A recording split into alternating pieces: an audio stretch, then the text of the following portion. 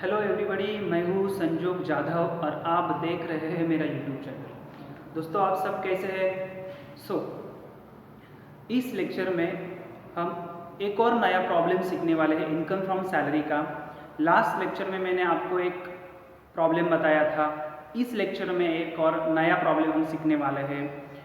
I think आपको वो last वाला प्रॉब्लम समझ आया होगा। ये भी प्रॉब्लम आप अच्छी तरह से पढ़िए और एग्ज़ाम के पॉइंट ऑफ व्यू से याद रखिए। फर्स्ट वीडियो में मैंने एक मिस्टर आकाश का प्रॉब्लम बताया था। आप सभी ने वो देखा है। कोई भी डाउट होगा तो आप कमेंट बॉक्स में डालिए, मैं आपको उसका जवाब ज़रूर दूंगा। इस वीडियो में हम नया प्रॉब्लम सॉल्व करने वाले हैं जिसका नाम है इनकम फ्रॉम सैलरी का प्रैक्टिकल प्रॉब्लम नंबर 2 हम सीरीज लेने वाले हैं। नेक्स्ट प्रॉब्लम है इनकम फ्रॉम सैलरी का सेकेंड प्रॉब्लम। आप प्लीज़ इस वीडियो को एंड तक देखिए ताकि आपको ये पूरा प्रॉब्लम समझ आएगा, सॉल्व कैसे किया करता है और उसको समझा कैसे सकता है, अंडरस्टैंड करके इस प्रॉब्लम को हम कैसे पढ़ने वाले हैं। प्लीज़ स्क्रीन के ऊपर एक प्रॉब्लम आएगा, आप उसके ऊपर ध्यान दीजिए। उन्होंने बताया Mrs Roma an employee of XYZ limited submit the following information for the AY 2019 and 20। Firstly ये जो प्रॉब्लम है मैं आपको बताऊंगा कि क्या बताया है उन्होंने, कैसे सॉल्व करना है, क्या क्या हमको एग्जाम्शन लेना है, ठीक है। उसके बाद मैं आपको सॉल्यूशन बताऊंगा कि कैसे सॉल्व किया है। First of all, Mrs. Roma, an employee of XY Limited, submit the following information for the AY 2019-20. Salary 1,86,000, salary है 1,86,000। नेक्स्ट उन्होंने बताया है कि city compensatory allowances 8,000। City compensatory allowances कितने बताए उन्होंने दोस्तों? 8,000। उसके बाद बोनस 10,020, 10,200। उसके बाद education allowances 4,000 for her grand children. Education allowances भी है लेकिन वो 4,000 के है और उसके ग्रैंड चिल्ड्रन की है, उसके खुद के नहीं है, ग्रैंड चिल्ड्रन, रोमा के ग्रैंड चिल्ड्रन की।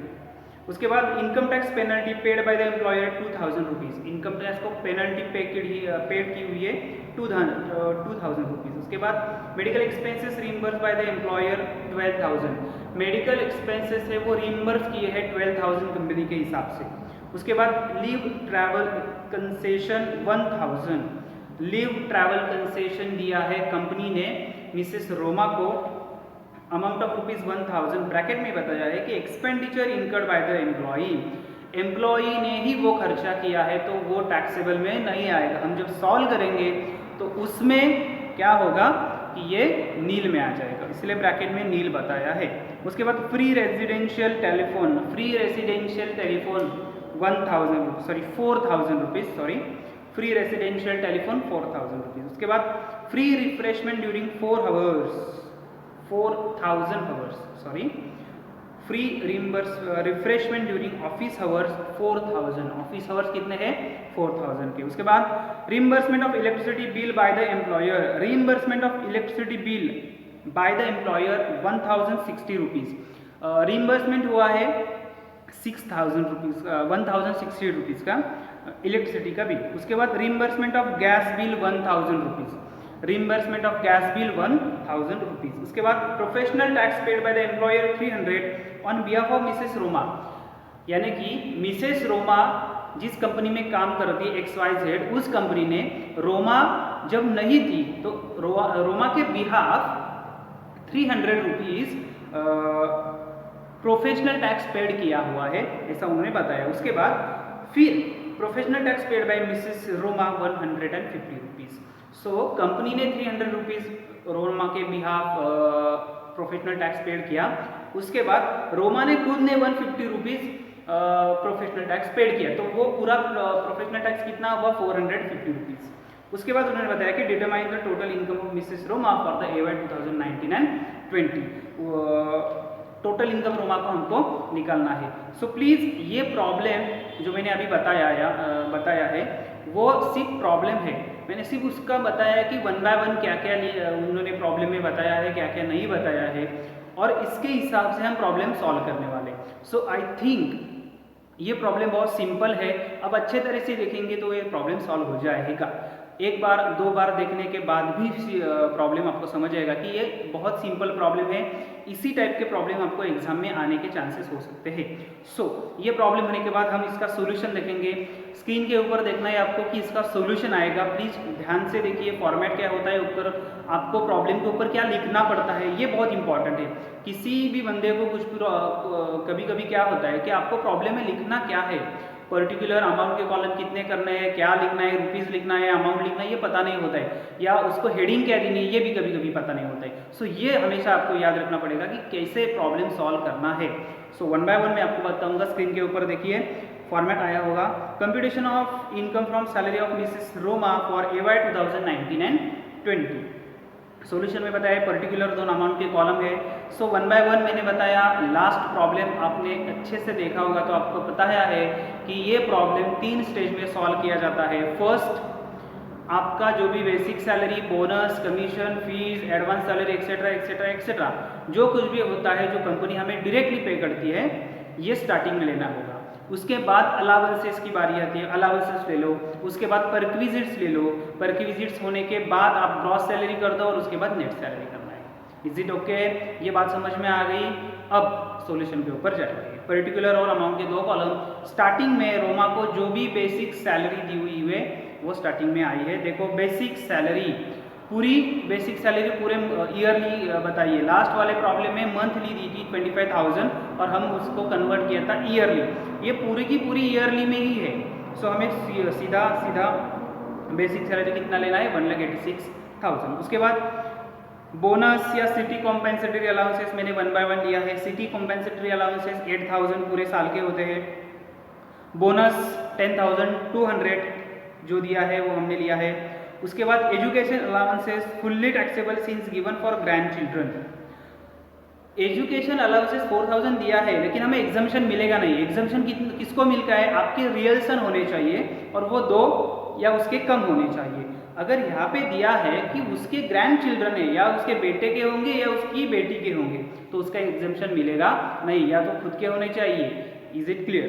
सो पूरे के पूरे टैक्सेबल होंगे एजुकेशन अलाउंसेस 4,000 रुपीज़। उसके बाद income tax penalty paid by employer. Income tax की penalty paid by employer 2,000 rupees है। अब आपको ध्यान से देखना है कि income tax penalty paid by employer bracket में दिया है income tax paid by employer और non monetary perquisites exam in case penalty is paid that it is a taxable perquisites.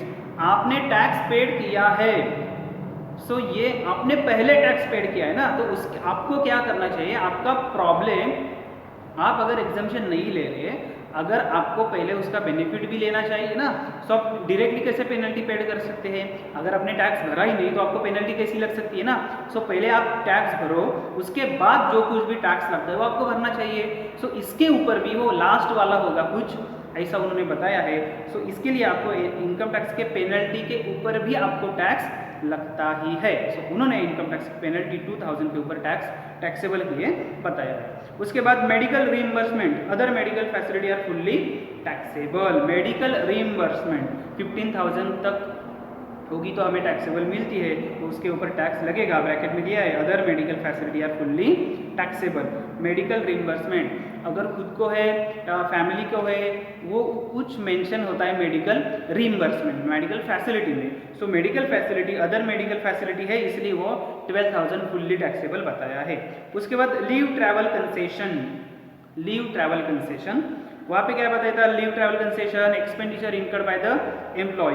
अगर एम्प्लॉय ने खर्चा किया है तो ट्रैवल का एक्सपेंडिचर जो है उसको कुछ बेनिफिट मिलता नहीं, वो फुल्ली टैक्सेबल है। लीव ट्रैवल कंसेशन, आपको जो भी आप खर्चा करेंगे, हमें कुछ उसको गवर्नमेंट क्या इनकम टैक्स वाले क्या बोलेंगे, हमें कुछ प्रॉब्लम नहीं उसके हिसाब से, आप जितना करना ही करो, लेकिन उसके ऊपर टैक्स भरना पड़ेगा, ये फुल्ली टैक्सेबल अमाउंट है। सो उन्होंने बताया कि लीव ट्रैवल कंसेशन जो है वो फुल्ली टैक्सेबल 1,000 अमाउंट आपको 1,000 के ऊपर आपको टैक्स भरना पड़ेगा। उसके बाद रिफ्रेशमेंट, जो भी रिफ्रेशमेंट है वो फुल्ली टैक्सेबल नहीं है। रिफ्रेशमेंट के ऊपर आपको सिंस ड्यूरिंग ऑफिस हावर जो हम लास्ट प्रॉब्लम में भी हावर का था, हमें ऑफिस आवर्स के लिए कुछ टैक्सेबल नहीं भरना पड़ता है, उसके लिए नील बताया है। उसके बाद residential telephone, of course residential telephone हुआ तो उसके ऊपर टैक्स नहीं लगेगा क्योंकि आप घर का खर्च है तो इसमें कुछ प्रॉब्लम होगा ही नहीं। उसके बाद payment of electricity bill by employer, it's is taxable perquisites. आपको कंपनी पैसा देती है टेलीफोन चार्जेस, तो वो फुल्ली टैक्सेबल होगा ही होगा। आपको पता नहीं, आप गवर्नमेंट को कुछ भी बोलेंगे मेरा 10,000 रुपये मोबाइल का बिल आया है, जो जितना आया उसके ऊपर टैक्स भरना पड़ेगा। उसके बाद reimbursement of gas bills, it is a taxable perquisites. Yes, it is a taxable perquisites because आपका खुद का खर्चा है, कंपनी थोड़ी ना उठाएगी, तो आपको टैक्स भरना पड़ेगा। उसके बाद professional tax paid by the employer first included in salary, company ने उसको बताया था ऊपर देखो, professional tax paid by the employer 300 on the behalf of Mrs Roma. Roma को पता नहीं, लेकिन कंपनी ने क्या किया है 300 रुपीज़ का प्रोफेशनल टैक्स उसके खुद के सैलरी में से निकाल के गवर्नमेंट को पे किया है। सो इसलिए उन्होंने ऊपर ऐड किया है, देखो उन्होंने ऊपर ऐड किया है कि 300 रुपीज़ उन्होंने डिडक्ट किया था सैलरी में से, सो 300 रुपये टैक्सेबल लिया, लेकिन नीचे देखो लेस किया हुआ है। सो ये हमेशा याद रखना है, अगर हमारे बिहाफ कंपनी अगर टैक्स पेड करती है तो उसका नीचे आपको बेनिफिट मिलेगा। ऊपर आपको टैक्सेबल में लेना है लेकिन नीचे बेनिफिट आपको जरूर मिलेगा, इसलिए उन्हें 300 ऊपर लिया है। अब देखो नीचे, ये पूरा प्रॉब्लम सॉल्व होने के बाद फिर से मैं बताऊंगा आपको। बेसिक सैलरी 1,86,000 ली है, city compensatory 8,000, bonus 10,200, education allowances 4,000, income tax penalty 4,000, medical reimbursement 12,000, leave travel concession 1,000, बाकी दोनों नील है। उसके बाद payment electricity 1,060 rupees, reimbursement gas electricity 1,000, professional tax 300 rupees ऊपर लिखा है, लेकिन नीचे जाके ग्रॉस सैलरी के बाद हमें उसको क्या करना है, माइनस करना है। सो आपकी ग्रॉस सैलरी हुई है 2,25,560 रुपीज़, 2,25,500 रुपीज़ 560 रुपीज़, ये आपकी ग्रॉस सैलरी हुई। और जो रोमा ने 150 रुपीज़ प्रोफेशनल टैक्स पेड किया था और 300 रुपीज़ गवर्नमेंट ने कंपनी ने पेड किया था, वो लास्ट में आके हमने क्या किया है, लेस किया है। देखो professional tax paid by the employee as well as employer as well as employee, वहाँ पे कुछ मिस्टेक हुआ है लिखने में, सो आपको जरूर याद रखना है कि professional tax paid by the employer as well as employee 300 plus 150 rupees minus 450। So आपको ये प्रोफेशनल टैक्स ग्रॉस सैलरी में से माइनस करके जो भी आपको बचेगा वो आपकी होगी नेट सैलरी, टैक्सेबल सैलरी। क्या है टैक्सेबल सैलरी 2,25,110 रुपीज़, 2,25,110 रुपीज़ आपकी ग्रॉस सैलरी, आपकी नेट सैलरी टैक्सेबल सैलरी है। सो आप फिर से देखिए, ये प्रॉब्लम मैंने बहुत सिंपल तरीके से बनाया है एग्जाम के पॉइंट ऑफ व्यू से। आई थिंक ऐसा ही प्रॉब्लम आपको एग्जाम के लिए आ सकता है। सो प्लीज़ ये वीडियो अच्छे से देखिए, ये प्रॉब्लम भी अच्छे से देखिए, स्क्रीन के ऊपर अभी तक होगा, नोट डाउन करके लिखिए, कैसे भी करके स्क्रीनशॉट काढ़िए, लेकिन ये प्रॉब्लम अच्छे से देखिए। आई होप आपको ये प्रॉब्लम समझ आएगा, आप उसको समझ अंडरस्टैंड करके ले लो। एक बार नहीं समझ आए तो 2 बार या 3 बार ज़रूर देखना, आपको समझ आएगा ही आएगा। सो लास्ट वाला लेक्चर भी और ये वाला लेक्चर भी आप फिर से देखिए और आप मुझे बताइए कमेंट्स बॉक्स में आपको ये लेक्चर कैसा लगा, ये दोनों प्रॉब्लम आपको समझ आए या नहीं। कोई भी डाउट होगा प्रॉब्लम फर्स्ट में और प्रॉब्लम सेकंड में, आप मुझे तुरंत बताइए, उसके हिसाब से मैं आपको कुछ भी होगा मैं आपको बताऊंगा। सो प्लीज़ एवरीवन, अभी तक आपने मेरे चैनल को सब्सक्राइब नहीं किया है तो प्लीज़ मेरे चैनल को सब्सक्राइब कीजिए, ताकि मैं आपके लिए बहुत सारी वीडियोज़ लेके आऊँगा। हर दिन मैं इनकम टैक्स की सीरीज़ अभी करने वाला हूँ। एक और नया प्रॉब्लम मैंने अभी लिया है, आपको कल परसों 2-4 दिन में और नए प्रॉब्लम आपके लिए मैं लेके आऊँगा। सो प्लीज़ आपके फ्रेंड के साथ शेयर कीजिए, आप इसका स्टडी कीजिए और इस लॉकडाउन के बाद आपकी एग्ज़ाम जब होगी तो इसका आपको बेनिफिट ज़रूर मिलेगा। सो ये दूसरा प्रॉब्लम मेरा खत्म हुआ है, स्क्रीन के ऊपर ने आपने रिकॉर्ड किया होगा तो आपको बेनिफिट ज़रूर मिलेगा। प्लीज़ अभी तक चैनल को सब्सक्राइब नहीं किया है तो प्लीज़ चैनल को सब्सक्राइब कीजिए, ताकि मेरे वीडियो आप तक पहुंच जाएंगे और आपका बेनिफिट ज़रूर हो जाएगा। ठीक है, so please subscribe my channel, like, comments and share with your friends. So please ये वीडियो देखिए और पूरा प्रॉब्लम समझ आपको आ जाएगा। ठीक है, सो नेक्स्ट वीडियो में मिलेंगे दोस्तों। सो तभी तक के लिए thank you very much and have a good day. So tata bye bye.